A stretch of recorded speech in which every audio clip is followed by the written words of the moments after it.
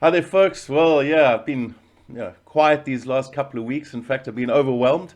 That feeling of overwhelm, it periodically can show up in my life. And what happens with that? Well, with me, I just go into complete state of procrastination.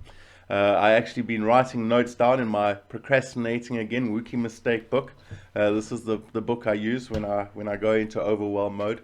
But yeah, I thought I'd share a little bit about breakthroughs that one can make with overwhelm, some ideas that I've worked with whenever I go into that place.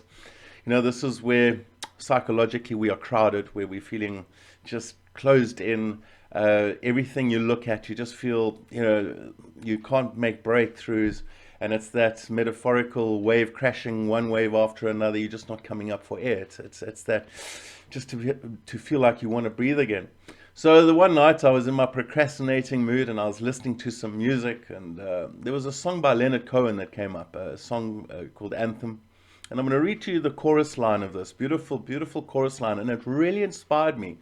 Actually made a difference for me, and I'd like to share it with you and why it made a difference. So the chorus goes like this: ring the bells that still can ring, forget your perfect offering. There is a crack in everything.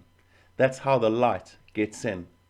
Now that really hit home for me because when I woke up the next morning, the song was this chorus line was playing in my head. And I thought, what bells can I still ring? What can I still work with? Because I have to make gestures. I've got to make a breakthrough. I cannot just sit here waiting for things to shift out there. I have to make the change. Or I have to make the breakthrough with this wall, this overwhelm wall that was in front of me. So I actually looked at and I thought, what have I actually got right now? And in that specific capacity, I really unpacked in my book. I wrote things. What have I still got? Strengths, values, work I've done, things that I was looking at to make this breakthrough. And really, it was in the context of coming up with new ideas that we are required to work with in this new fourth industrial revolution, especially around training.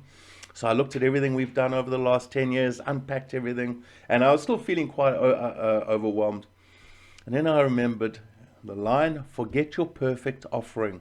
I realized a lot of my overwhelm was the feeling or the need to get everything 100% perfect, to make this perfect. And that was just adding the pressure already to the existing pressure. And again, there is a crack in everything. So I thought, you know what, let me just get started working without trying to be perfect and have fun. And I made a 2 minute gesture. That's all I did was I said for 2 minutes, I'm going to looking at making some changes to some material, going through it. And for 25 minutes or 40 minutes, 2 minutes turned into an hour in one case, because I'd do an hour, then I'd go and have coffee or go and do some exercise, come back. And this wall started to crumble because I started to get more and more ideas, have more aha moments. And that's how the light gets in, because as we start working without that need to be perfect, for the parents out there, do you wait to have that perfect career and all the money in the bank before you have children? We don't.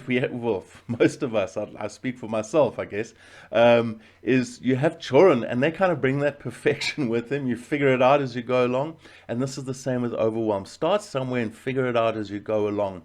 Uh, but the most important thing is to pay attention and notice you're in overwhelm, to realize that that is there. And it's okay to have overwhelm. It's not about shame when I say, oh, I'm overwhelmed, therefore I'm not good enough. It is perfectly human to be overwhelmed.